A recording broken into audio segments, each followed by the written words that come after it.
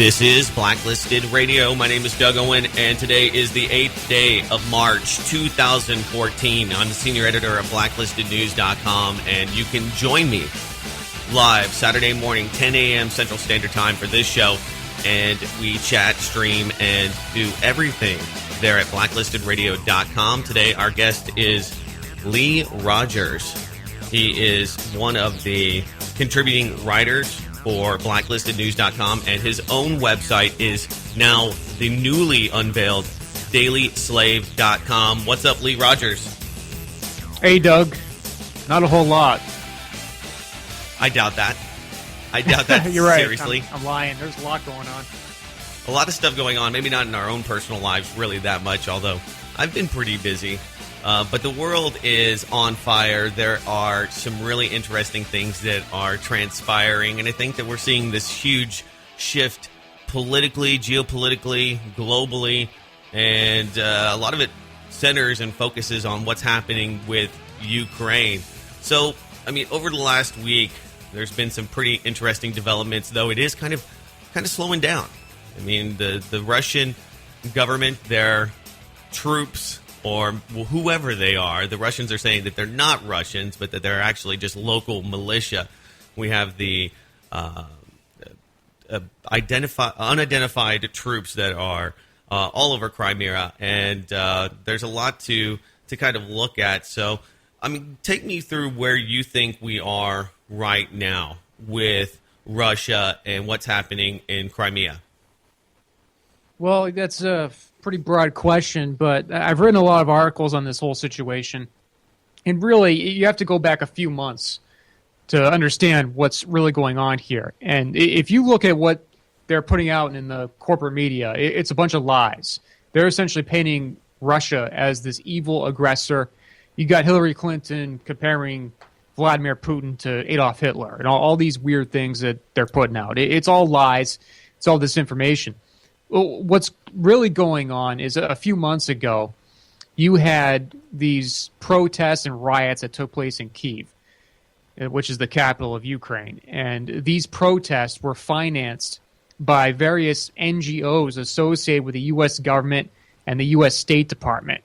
Victoria Nuland, in a speech in December 2013, said that they had $5 billion allocated for the purpose of spreading freedom and democracy in Ukraine. Right. Now, that's just code for setting up a government that serves the interest of the West, of the U.S., of Israel, and the central banks.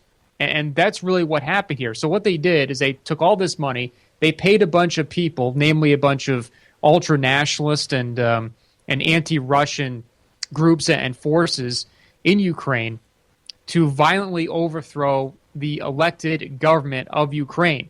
Now, regardless of what you think of Viktor Yanukovych and what he was all about, I don't think he was the greatest guy by any means. But the fact of the matter is, he was a democratically elected leader of a sovereign country, and they went in there, paid a bunch of hooligans to overthrow him, and they've created absolute chaos in the region, which is right on the doorstep of Russia. So this whole situation represents a major threat to Russia's security. And when you look at the Crimea, which is really where everybody's focused, this region was historically part of Russia and was only made part of Ukraine during the Soviet days back in the 1950s. So it's part of Russia. But the American Zionist media complex is claiming that Russia is taking over this area and it's a military invasion, when they have a military base there already. There was an agreement between Russia and Ukraine to have a military base, and they're actually allowed to have up to 25,000 troops in that area. So everything that the U.S. government, the corporate media, is saying about this situation is a complete lie. Well, they're very desperate to try to save face considering what's happening. I think that we really are seeing the deindustrialization of the United States, allowing foreign entities like Israel to steer our foreign policy and to steer the Pentagon, has been self-serving for Israel, but has really diminished the international credibility and the financial ability to even rival a country like Russia to be able to protect Europe. And I think that is really key, because we've seen this focus on Middle Eastern politics. We've spent trillions of dollars of money going after Israel's enemies and allowing foreign policy to be dictated by the energy cartel in the Middle East and Dick Cheney, neocons, and the rest of them. And what that has done has redistributed a lot of very important money, funds, effort, time, and energy into these ghosts, into the shadows of this terror war. And so a lot of people are saying, I saw a really interesting article, I think I shared it with you, from The Atlantic, saying that this is going to shape the new frontier. The war on terror is over. Now it's going to be an age of anti-globalization rather than globalization, because we're seeing how interdependence and all of the interwoven mechanics of our economies, we really are powerless. Because if let's just look at Europe. If we decide to go forward with these sanctions that they have mentioned against Russia, and if we decide to give billions of dollars to the Ukrainians, they're talking, upward of $15 billion. They owe most of that money to Gazprom. So we're seeing a lot of interesting dynamics here, because you have these multinational corporations and, of course, the energy syndicate that's much bigger than the government itself,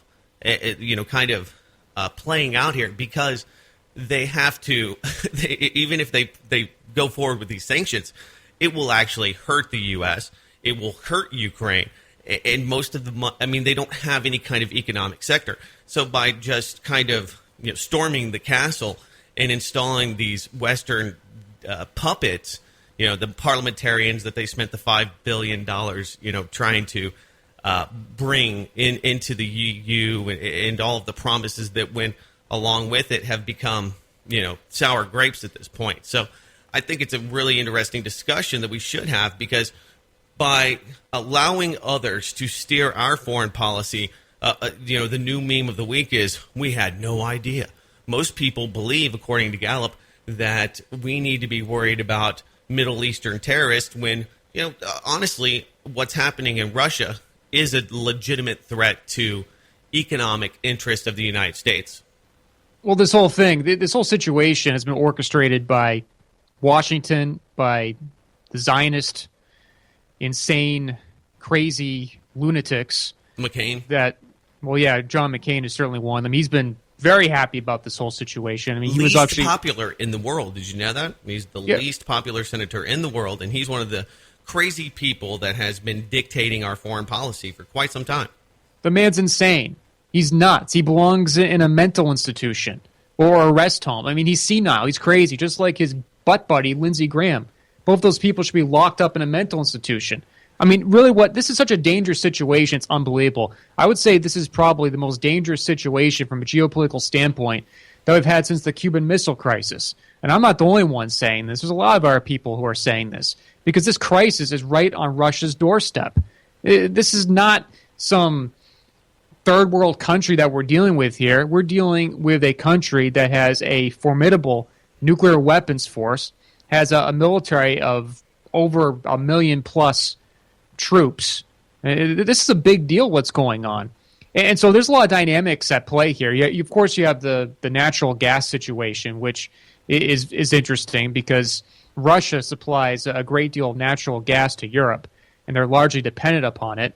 And I think one of the other reasons, there's many reasons why this is happening and why they decide to do this, but one of the reasons is certainly that if they are able to weaken Russia by making Ukraine and Europe less dependent upon the natural gas that they receive from them, then that's going to indirectly hurt Russia with their exports of natural gas, which is one of the main reasons why their country has been on the rise since the breakup of the Soviet Union. Sure. So there's a lot of dynamics going on here, but from a geopolitical standpoint, this is irresponsible, this is reckless, and I don't think these people really know what the hell they're doing. I think they underestimated Russia's response on this, and they thought they were just going to be able to walk right in and just take Ukraine over and make it part of NATO. And they're having some problems with the Crimean Peninsula, which, I mean, if you look at it from Putin's perspective, I mean, there's no way that he would give up that strategic interest in that area. It's got a Russian military base. The peninsula has a large percentage of people who speak Russian and are really Russian from an historical perspective. Yeah. So there's a lot of interesting things going on here. Sure. I mean, if you look at Ukraine, one of the, I guess, incentives to detach, to separate from the energy consortium that is Gazprom, Ukraine just signed a $10 billion shale gas deal with who? Chevron. And Victoria Nuland, you mentioned the $5 billion that they were giving the ultra-right-wing nationalists and other, and that's what the U.S. does. I mean, we find the craziest, most radical people we can, and we give them lots of money, and they go with God to and with nationalism to destroy the pillars of society. And I guess it works, but it's Chevron, and they were the ones that were sponsoring that Victoria Nuland event where she was talking about the $5 billion. If you go back and watch that video, you'll see the chevrons, the actual banners for Chevron there in the background behind her. So, I mean, definitely. They don't even hide this stuff anymore. I mean, you have the International Crisis Group, a lot of these other think tanks that are really the front men and the academia behind the business here, the chevrons and the geopolitical aspect to it. So this is one of the many ways that they're trying to, I guess, decouple from Russia. Energy independence and creating new pipelines has been kind of a rocky prospect. They've been trying to do that through, and you just get out your little globe here, but through the consortium of the Middle Eastern countries and bringing that up through. I'm trying to think of the nation there. I mean, Syria is one of the high points where they would like to get a lot of gas and oil and new pipelines. But when you look at Ukraine, I mean, that's all it is. They don't have much infrastructure. And even if and this is where I think the big strategic problems lie, and that is if you open up the highly unmodernized, I mean, almost archaic, antiquated economy of Ukraine to the World Trade Organization, to Europe, they would quickly, I mean, they just can't compete in those markets. They would quickly go bankrupt, and that's about where they're at. But you see the U.S. slash globalist interests, companies like Chevron that are there to help the new stakeholders, the new legitimate government. I mean, in and of itself, it's really ridiculous to see what has happened and the hypocrisy with it all, saying that this is a legitimate government because it's not. they stormed the castle. It's really ridiculous when you see the corporate media saying that this is somehow a legitimate government when they gained power by overthrowing the existing government in a violent coup. It's ridiculous. And then they have the nerve to say that the referendum that Vladimir Putin is promoting for Crimea on independence and all that stuff, that is somehow illegitimate. Mm-hmm. That's illegitimate, but violently overthrowing a government because they're for freedom and democracy, supposedly, that's okay. So there's just so many levels of hypocrisy here and so much insanity. It's hard to believe that we're at a position right now that Washington is so hypocritical in everything that they do that Vladimir Putin is actually one of the most principled leaders on the world stage. Can you believe that? Mm-hmm. I mean, literally, he is one of the most principled leaders on the world stage. And I'm not a big fan of Putin, but compared to Obama and these European leaders and everybody else that you see out there, I mean, he's head and shoulders above all of them. Well, there's nobody else on the world stage that is in the UN Security Council that will dare say, this is a coup. It's a coup d'etat, plain and simple. Okay, they bought off Parliament. They just started ramming through arbitrary laws. They released Yulia. I'm trying to think of her last name. It's one of the Timoshenko. Right. And I don't know if you saw her grip with Victoria Nuland, but they were practically tongue kissing. Pretty exciting stuff, I guess, for some people there that were watching this. But she was released from prison, and I mean, the most of what we're seeing really is the media fabrication, because the people there in Ukraine are deeply divided along ethnic lines, along political allegiances to Russia and to Europe. The people that are working with the Ukrainians that are going to be part of the government are ultra-right-wing nationalists. So the EU loses, because if any of those guys actually, and one of the lead architects of the riots here, Dmytro Yarosh, he's running for president, and he wants a fascist far-right sector. That's not going to integrate very well with Europe or with the United States. But these are the people that they, have been funding. So I mean, it's sure. It's well, that Yarosh character, if I can jump in, I don't know if you saw this, but this Yarosh character who is supposedly running for president, he's actually been holding talks with the Israelis. No. So this guy's another fraud. This guy's another phony. I mean, you have the Estonian foreign minister that said in his interview or his report to Queen Catherine Ashton that there were snipers shooting, the same snipers, and they've had ballistic tests, and the evidence that he has seen has proven that the snipers, whoever they may have been, more than likely Western or Israeli financed. There's lots of rumors and plenty of claims that the mercenaries on the ground, many of which were American and Israeli, were shooting both protesters and the police, the same exact snipers. So, yeah. The mainstream media hasn't said anything about this whatsoever. No. It's like that news never happened. Right. Nobody in America is aware of that. And look, I mean, that's a Operation Gladio type tactic that they used back in the 60s, 70s, and 80s. Sure. Where they would shoot protesters in order to blame the enemy. Right? Yeah. Or shoot police, or in this case, both. So this whole situation is ridiculous. And to top it off, you also had the leaked phone call between Victoria Noodleman, or Victoria Newland. Really, Miss Noodleman. Nobody wants to be a Noodleman. Come on, let's be honest about it. Well, anyway, I mean, it was a call between her and the U.S. ambassador to Ukraine. And she's talking about how we're going to put this guy in power, and this person looks good. And the person that she was talking about, this Yatsenyuk character, that she really wanted to focus in on, say, hey, this is the guy that's going to step in. Well, he's the guy that's running Ukraine right now. He's the prime minister. And ever since he got this position after the coup, he's saying, okay, yeah, we're going to take some IMF loans, and he's inviting the West in, and he's basically trying to sell out the country to the central bankers and the Zionists. Yeah. And that's exactly what he's doing. And Victoria Nuland, she's basically been the architect behind a lot of this. This woman should be deported from the United States of America or put in a prison cell. She's an absolute traitor.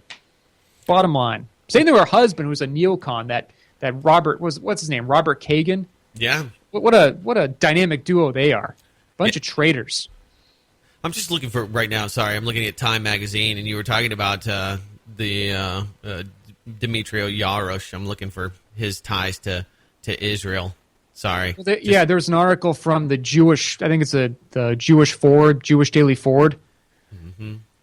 And if you find that article, literally he's holding talks with the Israeli ambassador in Kyiv. Okay, let's see. And this guy's supposed to be some anti-Semitic Ukrainian ultranationalist. Well, why the hell are you having talks with the Israelis, and why is it that you're going along with this program that is promoting international Zionism and their interest? I mean, this Yatsenyuk character, who is the prime minister of Ukraine, he's also Jewish. So, I mean, why are you working with these guys? This whole thing's ridiculous. Either they're really, really stupid, or this whole thing is just a big ruse. I mean, who really knows? It's hard to say. Well, I think that if you're a guy like Yarosh, you want to get you need military hardware, and you need, military training, and Mossad does it the best.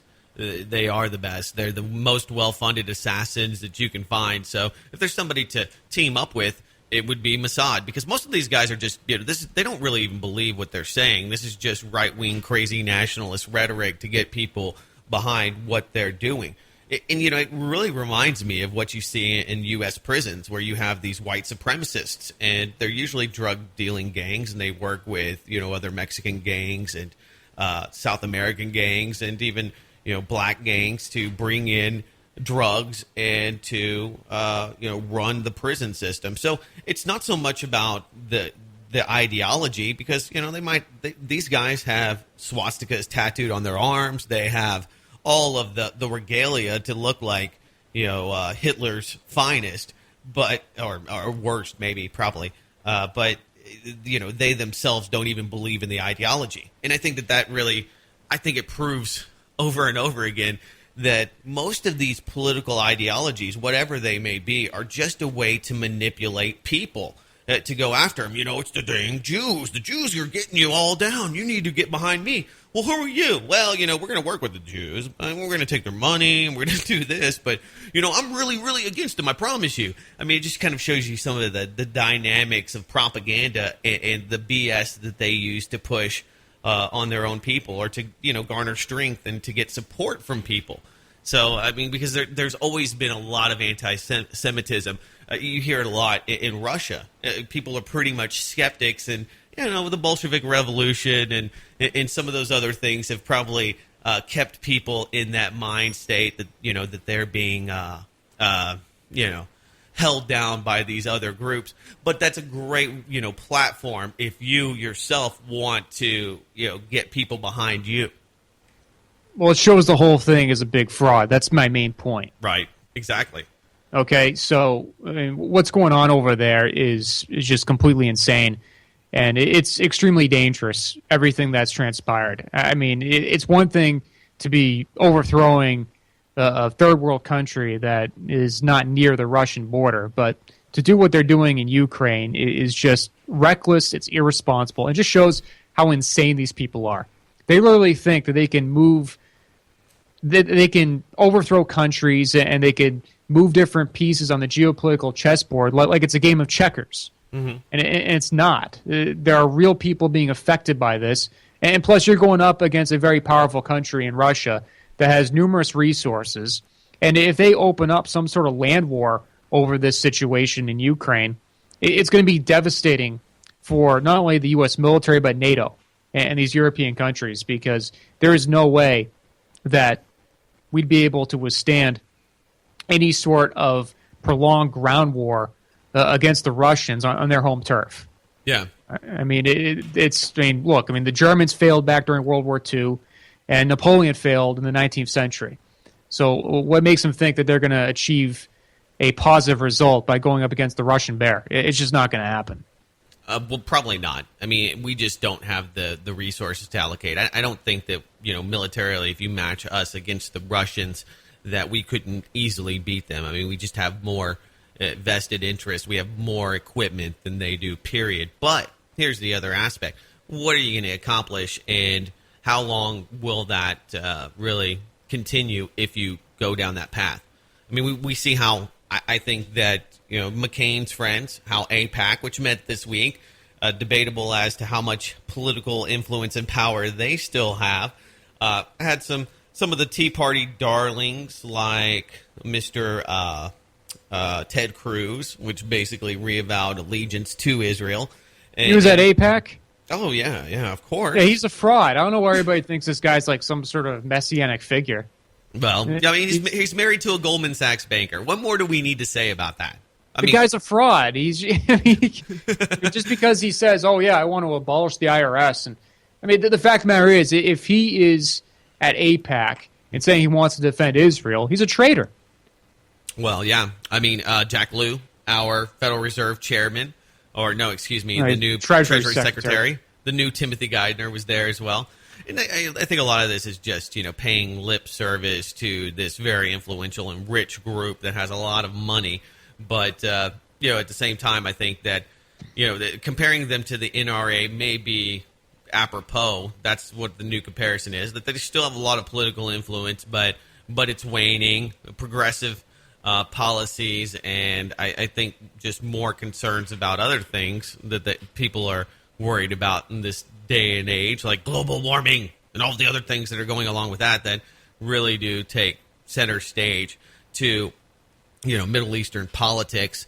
And you're not going to get a lot of the progressives and others that anybody on the left really behind groups like AIPAC. So they are speaking to the older Bill O'Reilly demographic of folks out there that, are still highly religious, whether they're devout, Zio Christians or non-Orthodox Judaism followers, whoever it may be.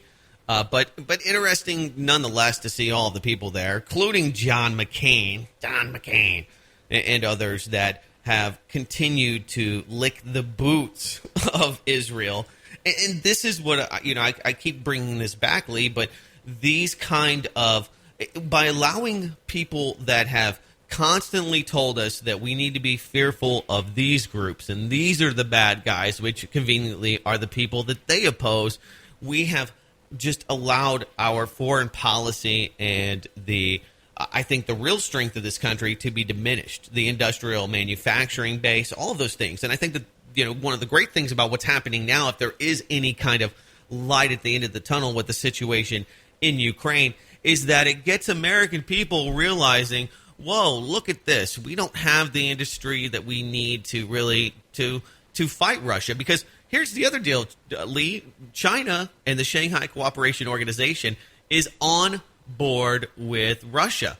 We're talking about big countries, Pakistan, and we've been droning them to death. The domestic backlash and anti-Westernism is at record paces. I mean, just go back to where it all began with Hillary Clinton and the Stinger missiles. A lot of flawed policy, but you got China, India, Pakistan, now Iran, observer member. Let's not forget all of the South American states that would love some protection. Venezuela, the Bolivia, Argentina. I would go down this list of countries that now want to move to this new military bloc. And so with China's support, you have a different dynamic because they've got some pretty big issues with Japan, and that's what they juxtaposed it against. The Senkaku Islands. They're like, you're right, Russia. All these damn Westerners are just trying to take over, man. We need to go and take back our islands as well. So they see eye to eye with this policy of, kind of pushing back the U.S. But, I mean, this in and of itself is really doing the exact opposite of globalization. It's actually polarizing the geopolitical situation between the U.S., the West, and Eurasia. It's unbelievably stupid what they're doing. China manufactures practically everything. Not everything, but practically everything. I mean, if you go to Walmart or you go at any retail store in America, most of the stuff that you're going to find, it says made in China. Okay? And so by setting up this situation where you have NATO, you have Washington that is putting military forces potentially up against a block of Russia, China, Iran, and a few other countries within the Shanghai Cooperation Organization, I would say they're setting themselves up for failure because you're seeing how a lot of wealth and a lot of industry is being shifted east. And so really, I think what you're seeing here is just a rapid decline of Western civilization. And you could argue that this is by design in some capacity. I mean, America has been used up to the point where we have $17 trillion in debt. We have the huge manufacturing base over in China. Nothing is made in America anymore. And so I think we're at the precipice of a situation where the economy is in such a bad shape that, hey, I mean, whenever you have a bad economic crisis, well, you got to have a big war to distract people from the economic crisis. And so we might be at that point where they know the economy has gotten so out of control and so bad that, hey, we're just going to have a world war. And I don't know if that's going to happen, but you're seeing the stage set for it. Yeah, even the thought of it, even just preparing in preparation for a world war would reindustrialize the United States. And that's what I mentioned earlier in the show, and that is that you have this age of globalism, and then you have this age of nationalism. And you've seen that over and over again. Prior to World War I, lots of globalization. During World War I, lots of nationalization, deglobalization, decoupling. And I think that that's the new era that we're going into now, which, and I mentioned that the light at the end of the tunnel is, okay, we realize that we cannot trust China. We realize that we cannot continue to have everything that we make be brought in, shipped in from China. Maybe we should actually have tariffs. Maybe we should actually look at some of these isolation. I hate to use the term, but it doesn't really matter because who cares what Doug Owen says.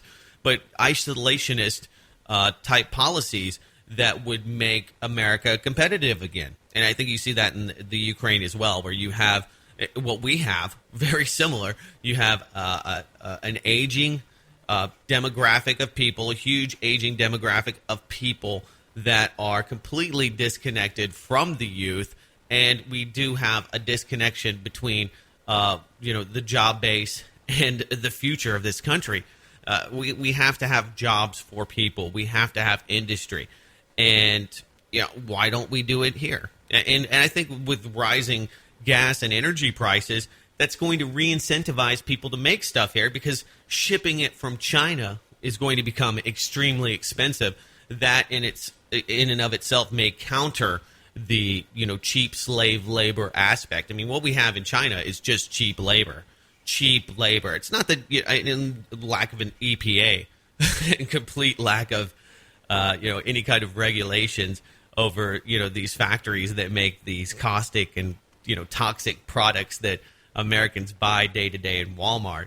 But going back to the point that we would maybe in the next few years see a renewed interest in some of those things that I think that would actually benefit this country and the people of China as well. I mean, I think that polluting their own country to export cheap products to the United States is not in their best interest either.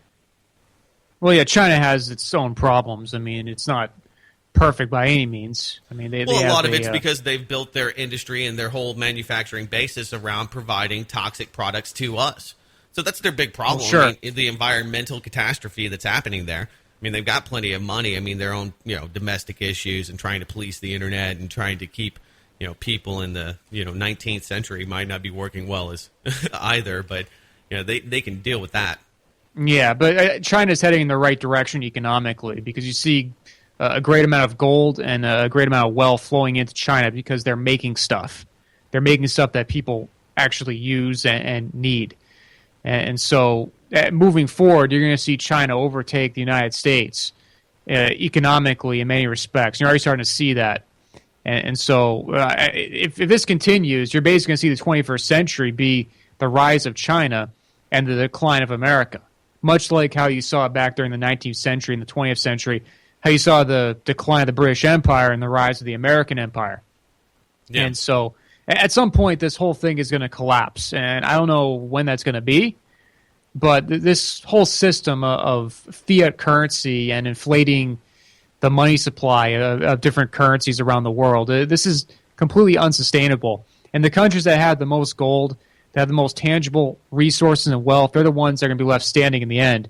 And when I look at Russia and China, they're the two countries that appear to be in the best position when this collapse finally comes. And I think that's why we're seeing all this saber rattling, the business in Ukraine, the stuff in Syria. You've seen a lot of provocative acts that have been designed to irritate specifically the Russians. And so a lot of this really, if you look back at some of the stuff that Zbigniew Brzezinski has written about, and the fact that he's been an advisor of Obama since his campaign started back in 2008, it's clear that Brzezinski, who is obviously a madman, it really wants to just go after Russia and China as a way to get world hegemony and establish total control over the world's financial system.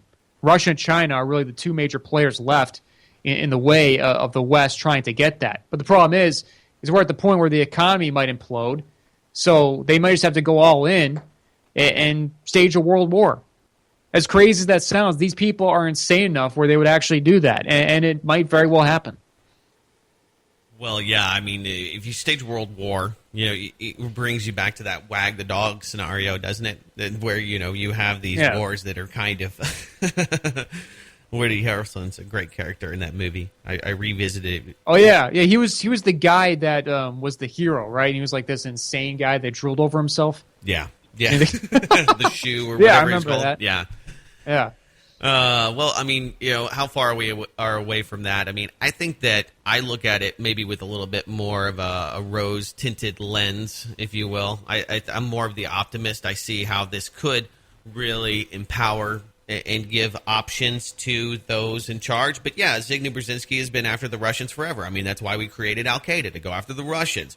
That's why we have been fighting the terror war. It originated out of trying to stymie communism. That's why we had Operation Gladio, these terror storms that really did rule the 20th century, was to go after Russia. It's like the Marsha, Russia. And that has been the focus for quite some time. And after, it was bad domestic policy, really, that, destroyed the Soviet Union, going after and constantly being at war with these different countries like Ukraine that wanted more autonomy, that they wanted to have self-rule, they wanted to have local government. That was what ultimately destroyed the Soviet Union. Not to mention, a lot of other factors, but really it was their own undoing and domestic issues, and you had the ruling class that just got a little bit too greedy. I mean, one thing I will say about all of this is that when you look at China, their political elite, their money, the big money, is also flowing right back out of China into places like Austin, Texas, where people are buying up real estate left and right. London, people are paying, they estimate, upwards of $50 million for a small London flat in 2050. I don't know if that's actually going to be the price or if the value will be there. A lot of that depends on, if we have a world war, often I look back at what happened in Germany. Now, if you were on the east side of Germany, not so good after World War II. If you were on the west side of Germany, it was great. So if you're a property owner, it really depended on what side of the line you fell on as to whether you were a winner or loser in that grand chessboard. But moving forward, there's going to be a lot more people reinvesting in the West. So I don't know. I don't know if I totally buy that. I mean, I think that China has a problem too, and it's the printing press, and it's creating bubbles. I mean, they may be in a better position, but when you look at their huge, unoccupied, vast cities that are, great stages for some dystopic movie, but completely abandoned, you realize that they have some of their own little problems with policy and with, ultimately people at the top that make really, really stupid decisions. I mean, you see it there too. Maybe they're in a better position. I don't know about that. If you compare that to maybe, some of the wastelands that we have from globalization, like Detroit, not that it's all a wasteland, but I mean, when you have to rewild 10,000 homes where you're just, just tearing down the infrastructure because it's pointless. You see some of the, as they would call, birth pains of this new world order. So, I mean, interdependence is what the international community hopes that they have. And I think that's what we're watching, Lee, is this battle. We're going to talk about the propaganda battle because I do want to get to Liz Wall here in the latest piece that you wrote. But yeah, we're definitely going to talk about that. Yeah, the anti-Russian propaganda that's been put out has just been completely insane. Right, absolutely. But you're also seeing this battle between globalization and the Western academia and real life, tangible things that are happening on the ground. I mean, can you really use the promise of debt and interdependence to keep the world under globalist rule? That's what they thought that they could do with Russia. Just having enough interdependence, having enough, interwoven economy action would somehow keep Russia at bay. Okay, well, we're part of the World Trade Organization. We would never, exert our own sovereignty in a place like Crimea. Well, and that's a big punch in the face to the idiots like John Kerry. Oh, I can't believe this. This is unheard of. It's just ridiculous. The only, the hypocrisy there is that in the claim by the West is that, well, the reason that what the United States did in Iraq and Afghanistan is legitimate is because we went to the World Council. We went to world government, and they said it was okay because Colin Powell lied us into a war and, conned a bunch of people, and they set up a whole PR event to make Saddam Hussein look like he was connected to bin Laden. All of that, of course, is true, or not true, and many of these people should have been indicted for intentionally leading this country into war. They did so with the help of the media, and that's where it really comes down. I think that's where the rubber meets the road, Lee. The media is saying that the new government's legitimate, so the people in this country, the majority of them, believe that Russia bad, Ukrainians need this new good government, and that's the government that all of them unanimously want. And so they have pushed this. And these are not Nazis. These are just biker gangs. These are not neo-fascists. They're just statists. So it's the propaganda war. You noted, and I noted that Abby Martin broke the set. I told this to Charlie McGrath on Doomcast 31 this week that we recorded, that she broke the set, and she said that she did not support what Putin was doing, and that she did have her own independent journalism away from RT, and that she had her own journalistic integrity, and she was, I guess, separate from the I guess, doctrine of RT. But we have this lady named Liz Wall who basically quit on air because she opposed the propaganda outlet that is RT and how they were couching these anti-American articles and talking points to her and forcing her to talk about propaganda, which just kind of makes me laugh because, what is Western media anyway? And where she ended up going was another propaganda outlet to talk to Anderson Cooper, AC 360. But let's just talk about Liz Wall. You have a pretty provocative headline here, Lee, calling her a media whore. So why is Zionist whore? Yeah, Zionist. Why is she a Zio media whore? Well, I wrote a couple articles on this whole situation. There's a number of things I want to say about this. First of all, Liz Wall, and I didn't find this out until after I wrote both these articles, but her LinkedIn page, apparently she's worked at Fox News, she's worked at an NBC affiliate, and she's worked at CNN International. So she's worked at a number of different corporate whore media outlets before going to RT. Mm-hmm.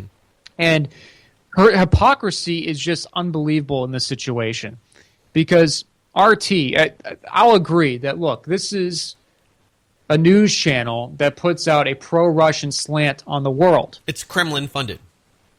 Right. There's no doubt about that. But I would argue that the corporate whore media in the United States is far more biased than RT is, just based upon their track record. And so for her to say that I'm for reporting the truth, and she said this. She said that she wants to report the truth when she quit. Okay, so why is it that the first thing you do is you appear on AC 360 with Anderson Cooper, who is a known liar and propagandist, who was actually at the CIA before he went into journalism, who is a descendant of the Vanderbilt family. You go on his show, give me a break. And then you appear on MSNBC with that socialist and put out more talking points and lies. And then you do an interview with the Daily Beast. This what's this guy's name? This Kerchik character, right? Who's got ties back to the Radio Free Europe, to Haaretz, to all these mainstream news organizations, and is a known propagandist. So this woman is either extremely stupid, okay, which that's a possibility, I guess. She's either really, really stupid, or she's being blackmailed in some way, or she's just doing this because she's trying to whore herself out to get a nice multi-million-dollar salary at one of these Zionist media outlets. So maybe this is her tryout. But I tell you what, I looked at the body language of her during both the Anderson Cooper interview and the Lawrence O'Donnell interview, And she looked incredibly uncomfortable because she was lying about everything she said. The stuff she said about Ukraine was false. The stuff she said about Vladimir Putin and Crimea was false. The stuff she said about the Ron Paul interview, one of the reasons why she said she quit was because she claimed that RT edited the Ron Paul interview in such a way where one of her questions didn't get aired. And Ron Paul was asked about it, and he said, no, I thought the interview was fair, and there wasn't anything that aired that would have that was taken out that would have given credibility to her position. Right. And plus, Larry King has a show. Larry King. I was going to mention that. I mean, he's the most mainstream guy that you could possibly come across. He's got this new show that he's done after he left CNN that airs on RT. And even he has said that RT has never edited the content of his show, despite the fact that he has all these Zionists and all these American propagandists that he interviews. Right. So this Liz Wall character is a liar. She should not be trusted. Anything she says, it's just for the benefit of putting out more anti-Russian propaganda. The whole thing is ridiculous. And if RT was so bad, they would have fired Abby Martin right away, which, look, I mean, she said that she disagreed with Russians' actions in Crimea. Fine. Okay, but they haven't fired her. They actually offered to send her to Crimea to cover the situation, and then she hypocritically declined. But I tell you what, if that happened on CNN or MSNBC or Fox, if a reporter went out of line and said something that was against the status quo, they'd be fired. Look at Rick Sanchez. He said that the Jews run much of the corporate media in America. He's 100% right, and they fired him right away for doing that. They fired him.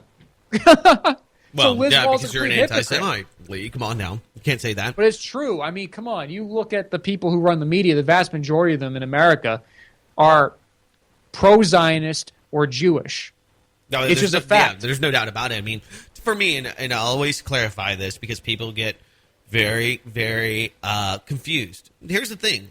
People have their own agendas. And it doesn't matter if you're a black person, a white person, if you're a Texan, if you're from New Hampshire. People have their own views and their own skew. When you have people that have an allegiance to another country, to some other ideology, and I don't care what it is, if it's stronger than your own convictions for decency, for truth, for your own family, for your own God, or your own country, then bar none, you are going to get what you deserve. And that's what happened with the media. We've allowed people that do not really care about this country, or they're just completely out to lunch themselves to run it.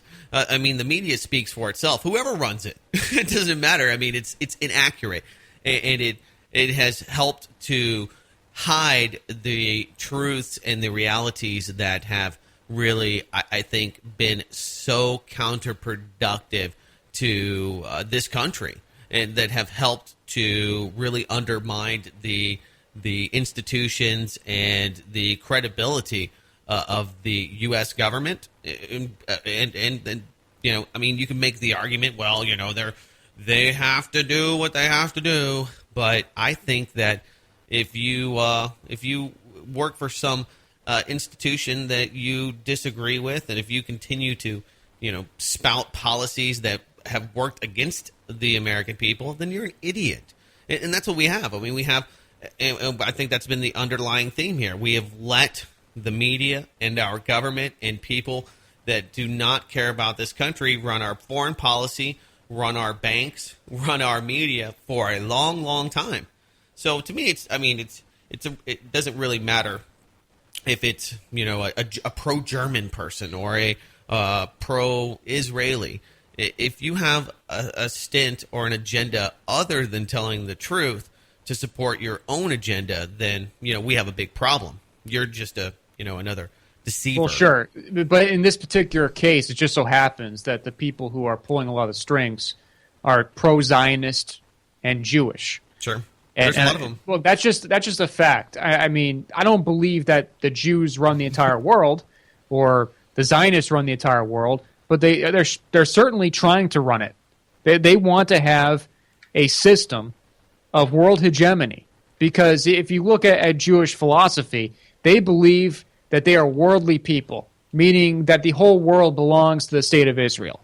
And so a lot of these fanatics, they're the ones that are driving these policies. And you see these particular fanatics on media, in the banking system, in Israel, and they're the ones that are driving all this. It's not every Jewish person that's out there. It's these Jewish fanatics that believe in international Zionism and world hegemony. Yeah. And then you have other people who are not Jewish, but they buy into the philosophy because they've been brainwashed, or they just want to go along for the ride and get money and power out of it. So this is really what we're faced with. And on top of that, you got secret societies and organizations that also believe in this agenda as well that are tied into this. Sure. But I would say primarily this whole notion of international Zionism, this philosophy, is something that is driving what you're seeing in Ukraine, what you're seeing with all this anti-Russian propaganda, which actually started before this Ukraine crisis and went into the situation with the Olympics and everything that's gone along with it.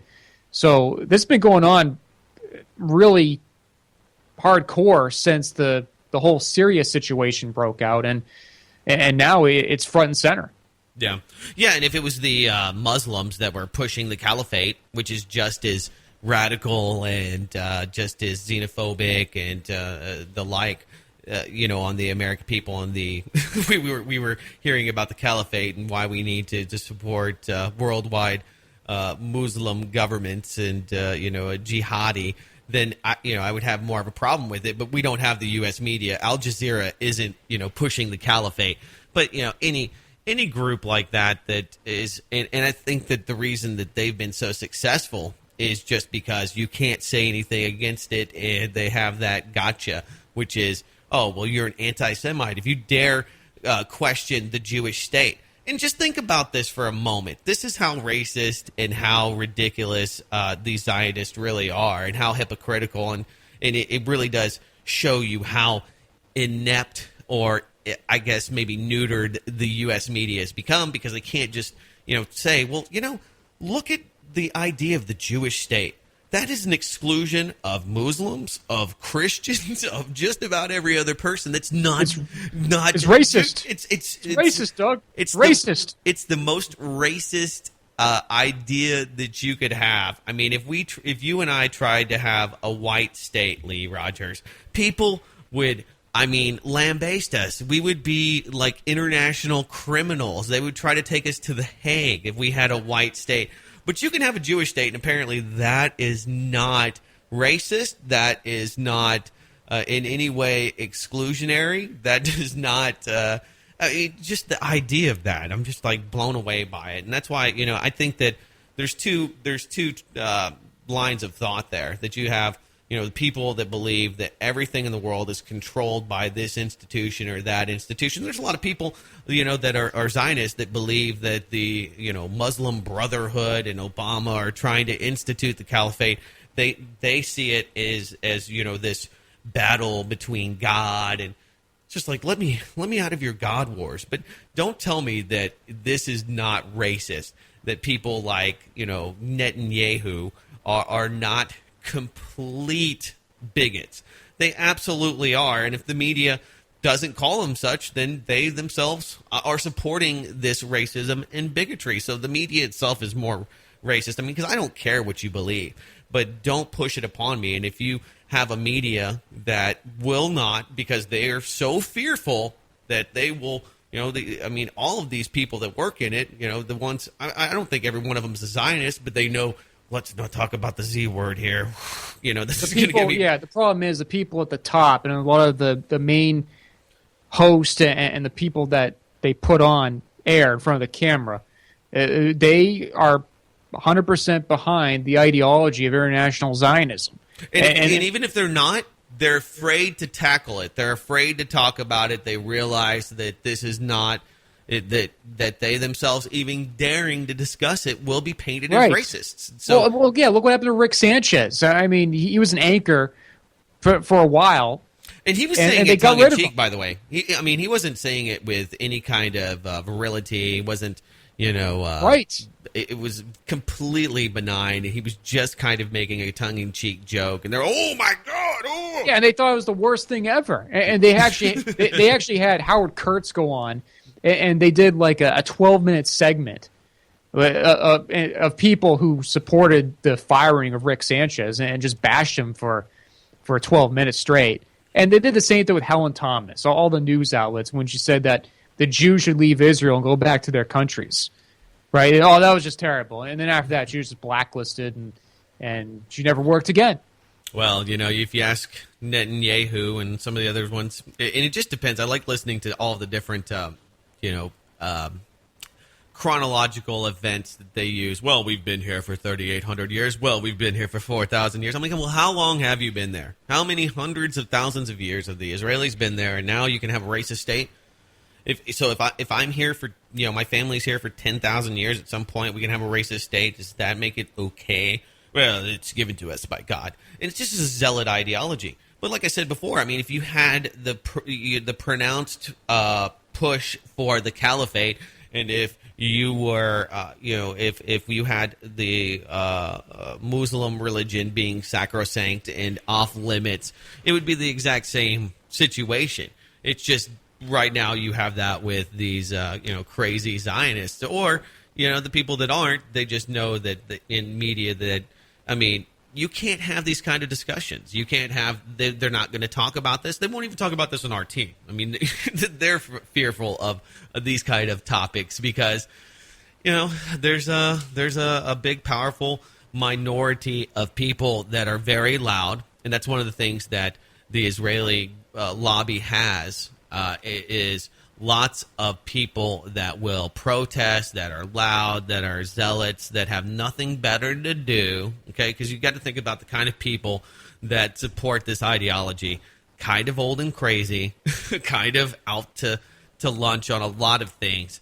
And so they will write their congressmen, their senators. They are the vocal, extremely vocal minority viewpoint. And that's usually who wins out. I mean, it's not the global consensus of, whatever idea it is that prevails. It's that vocal, loud minority. Mothers Against Drunk Driving is a perfect example. How many people out there drunk drive all the time, that drink alcohol and get in cars? But you know what? The most powerful lobby that you can find, or one of the biggest and most powerful in this country, is Mothers Against Drunk Driving. And it's real simple. They have a great platform. They show pictures of dead children to people. This is what happens. And I'm not against Mothers for Drunk Driving. I'm just saying that... I am. I think they're a terrorist organization, personally. Well, I'm sure. I mean... They are. They terrorize drunks. It's not fair. Well, They're bigoted against drunk people. I don't think that's right. Yeah. Well, you're right in that respect. They are bigoted towards drunk people. And that's why there has been the call for damn. That's Drunks Against Mad Mothers.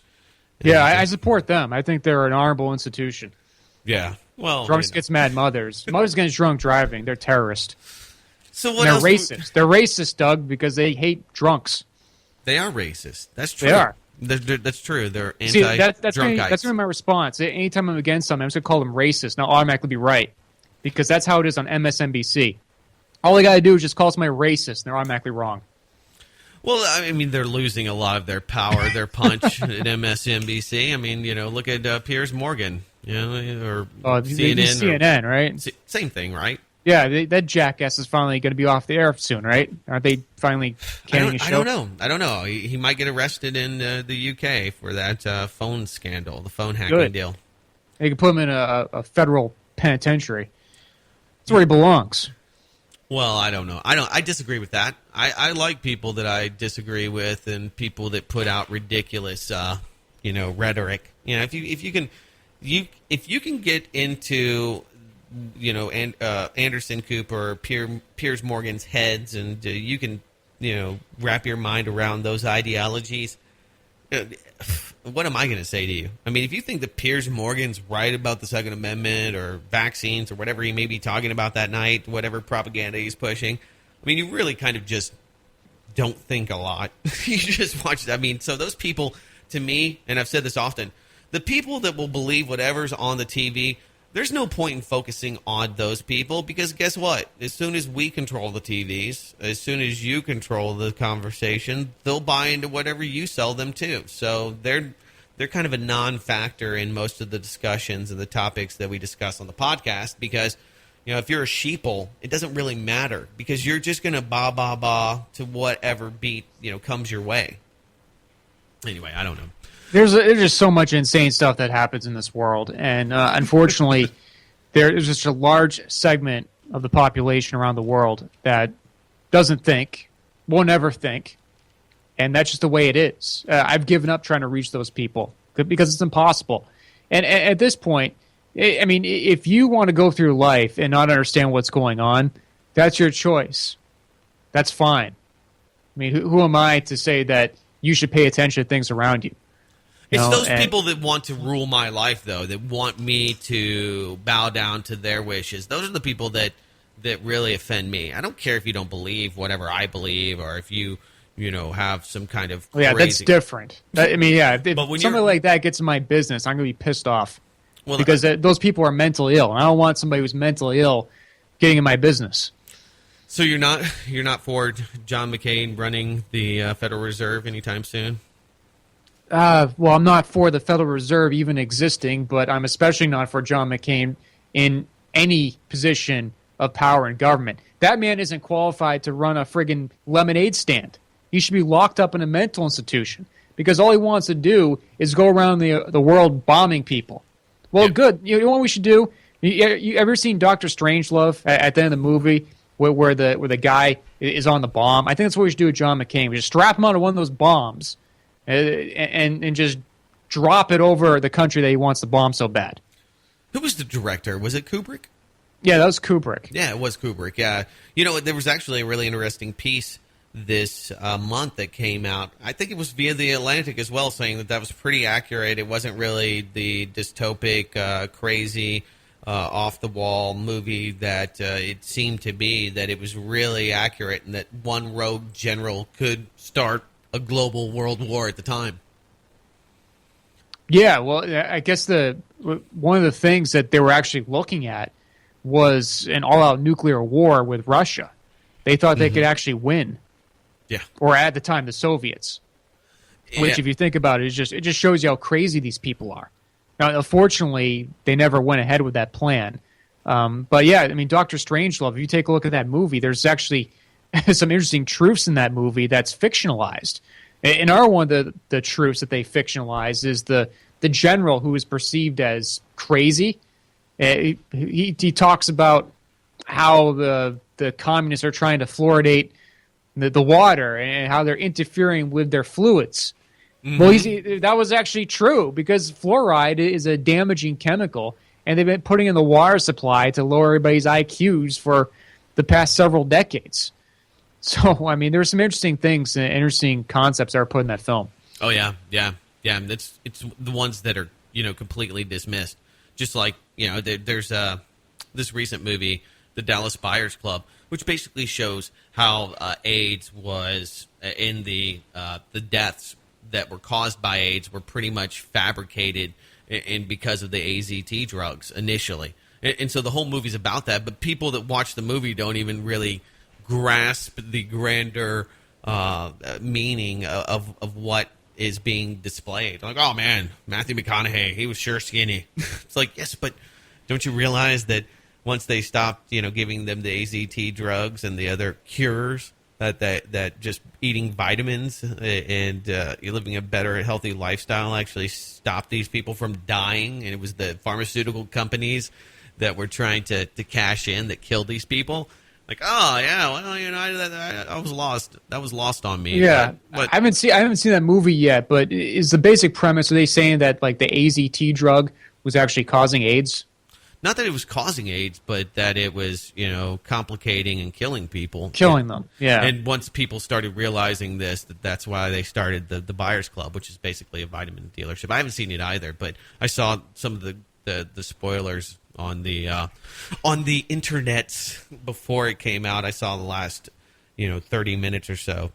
Yeah, I have a lot of questions about AIDS and HIV and all this stuff because I remember that was really huge back during the 1980s. Mm-hmm. They're trying to scare everybody. Oh my God, if you have sex, like you're gonna get HIV and AIDS, and your penis is gonna fall off and all sort of crazy stuff. Looking at Peter Dusek Dr. Dusick. He basically equated that to a lot of the stuff that was happening in the gay community, like taking poppers, and saying that a lot of these other hardcore methamphetamine drugs that were being introduced were causing the majority of these deaths and the majority of the problems. And so rather than the virus itself, which was spreading. I mean, his take is that, it is that there is AIDS. I mean, we know that rhesus monkeys and others animals have AIDS and carry AIDS, and it really has no effect on them. And that's not, great science. I'm not a scientist. I'm not trying to, give you any real.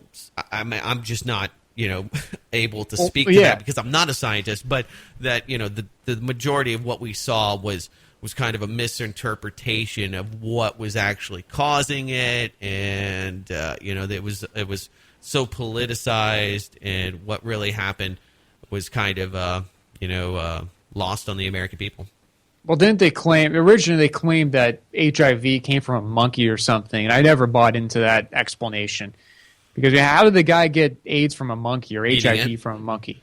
People eat them all the time, man. People like eating monkeys. Well, the whole thing didn't make sense. And then also Magic Johnson, they had a big press conference back, I think, in late 80s, early 90s, and he said that, I'm HIV positive, and the man's still alive. He's still alive. He looks like he's perfectly healthy. Yeah. So, it proves if you're rich. What the hell is going on with all this stuff? Well, that's the thing. I mean, if you're rich and you can afford superfoods and other great medications that people like Magic Johnson, you'll never that have people like him have access to, you'll never have full blown AIDS. So HIV and I'm not an expert by any stretch of the imagination, but there is a difference between having HIV. Some people can carry it and have it, and it doesn't affect them at all. It doesn't change their white blood cell count or any of those other, doesn't create anemia or some of the other side effects that you have from people that do have full-blown AIDS.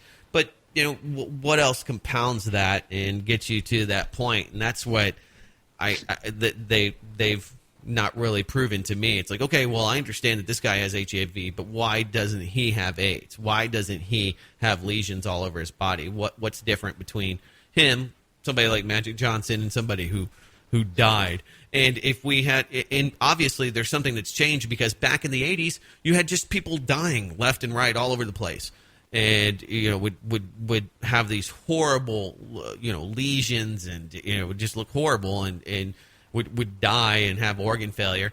You go to Africa, you don't have a lot of that, and you have a huge growing population of people that you would think, considering everything, would be in decline because of the amount of AIDS and other, just hygiene and basic necessities to life would be in a huge decline.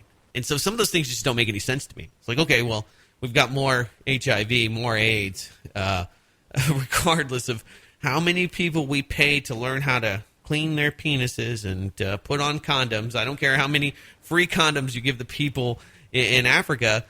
We should start seeing some of the ramifications, some of the effects of this disease, and it's just not there. So that, like you, Lee, makes me, ask more questions, have more concerns about what we've been told, and considering what we've heard from the complex, the pharmaceutical industrial complex, and the mainstream media. I don't trust any of that. So anyway, I would look into Peter I think it's Duisberg. I actually listened to him on the Joe Rogan podcast, and he had some really interesting. He's one of the few people out there that was out there saying, "Look, this is not what the government and the media is telling you." So one of the few people that has been doing a lot of research into it, and of course, he's not getting a lot of grant money anymore because of his take on HIV/AIDS. Well, yeah, I'm not at this point. I'm really not sure what to make of everything. At one point, I thought that, okay, maybe it's some sort of bioweapon, maybe it's something that went wrong. But at this point, it's really difficult to say. It seems like back during the 80s that they were just trying to use it to sell pharmaceuticals and to sell drugs. But at this point, over the past 20 years, you haven't even seen HIV or AIDS really being even talked about. It's like it's like the ozone layer thing. It's the same type of deal. Oh, we got rid of all at one those, point they talked about it. Now it's gone. It's like it healed itself, Lee. It healed itself because we got rid of all of those bottles of Aquanet. Oh, all the aerosol cans are gone. Okay, yeah. You don't buy that? You don't buy that? Come on now. The Earth can heal itself, man. I would say it's a naturally occurring event with the ozone. If nothing else, it was a huge. I mean, it was the first big scare. You could say. I guess there's some people that would probably believe that it was humans that were able to fix the ozone layer, fix the hole. But that was the big thing that we were all fearful of in the 80s. Oh, my God, the ozone layer. We're going to burn up if we go outside. We're all going to get skin cancer. It's going to be horrible. And you don't hear anything about it anymore. Yeah, they're telling me that in elementary school. I've told this on my show several times, talked about it, how they said, oh, by 1997, the world's going to run out of oil, and if you go to the beach, you're going to have to wear a spacesuit, because if you don't have that special spacesuit on, you're going to die, and you're going to get skin cancer, you're going to get burned, because the ozone layer is going to be depleted. You're going to be dead. And it's all lies. Here we are in 2014, and I can walk out on the beach and not have any problem. So a bunch of liars, bunch of stooge propagandists trying to brainwash people. Even when I was like 7 or 8 years old, I knew it was crap. Yeah. Shows how stupid these teachers are. Well, they're pushing an agenda that's pretty easy to debunk. Lee Rogers, man, thank you for coming on the show today. We're almost out of time here. Throw out the websites and all of the stuff that you are working on. People can check out your documentary film, all of that stuff. Tell them where. Okay, so, basically right now I got the website dailyslave.com. And every so often I'm posting my thoughts on what's going on in the world, articles and different news stories. So, yeah, check out dailyslave.com, and hopefully I'll be able to build that site back up to where roguegovernment.com used to be way back when. So, but I mean, so far it's getting some traffic, so that's good. Yeah, we'll see how it goes. Sweet. All right, guys. Well, we've had some delayed podcasts. I've been trying to bounce around and get up with Steve Horn. We might be able to do that today. I'll broadcast those live. So definitely check out Spreaker.com, our channel there, /Blacklisted News. And on Twitter, all of the updates. Whenever we go live, you get them from the tweet feed as well. And we have lots of compelling people like Lee Rogers on this show to talk about topics that the mainstream media will not touch, and even those in the corporate-controlled or corporate-influenced alternative media, if you will, those out there that want to have recognition by the powers that be will not touch this type of material. It's supported by you. It's supported by you alone, not corporate sponsors, not water filters, not virility pills or anything else. It's solely your responsibility to make sure that there is media in this world. If you want real media, if you want real investigative true, tried and true media, you're going to have to pay for it. You're going to have to support it in some form or fashion. You can also do that by spreading the word about the show and let people know about dailyslave.com, Lee's writings, and the like. I will be, who knows, come here. What's wrong with my soundboard? I'm sitting here just plugging away, trying to get my outro going. Oh, damn you, Bill Gates. Damn you. Hold on, Lee. We can't do this without the outro. Click, click, click, click, click. Come on. I wish I could help you out, but I know this is frustrating. Google Chrome is destroying my life here. Hold on. And then, did I hit the mute button? No, it's not moving. Oh, there we go. All right. Hey, there it is. There it is. Woo! Technology, it's wonderful. All right, guys, I'll be back next Saturday morning. Doomcast number 32. We'll do that live Wednesday evening. Lee Rogers has been my guest. His website is dailyslave.com. And until next week, take care.